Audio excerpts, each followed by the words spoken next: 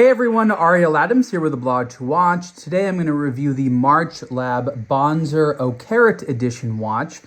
LA.B is an interesting California/France based watch company. I think they've done some other things as well, like including some eyewear and some leather goods. But first and foremost, a watchmaker, and I've always liked their sort of design ethos. And this is not their first, but one of their first sort of dive style watches. And right now they have these two collections under what they call the surf watches, which is one called the Bonzer, and this is the Bonzer.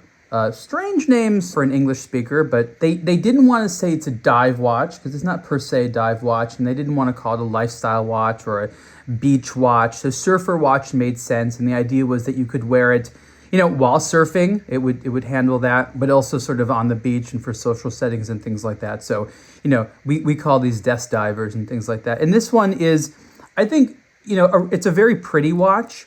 Not everyone sort of understands the design ethos there. They try to make it, an understandable package with their own special sense of DNA and things like that. So I think overall, for the money, it's not a terribly expensive watch.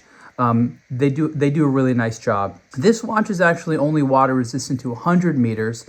So, you could go, it would be good for the beach, for swimming. I wouldn't go diving with it, but sort of like the above water, surfing, swimming related activities, this watch should do just fine. The case is 41 millimeters wide in steel. You have, of course, a unidirectionally rotating bezel with a nice polished black ceramic insert there. The dial has this really nice blue texture to it.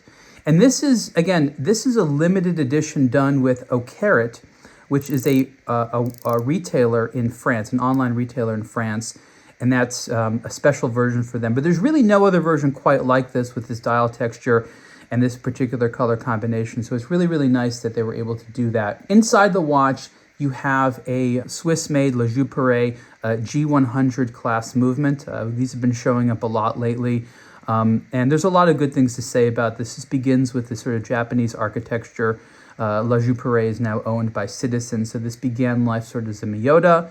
But at LA.B, they make versions of it with some upgraded specs and parts, as well as the decoration. They charge more for it, of course, and that's the G100 family. And they've really been popular, and even up to watches costing almost $10,000, actually, or more than $10,000. This one does not.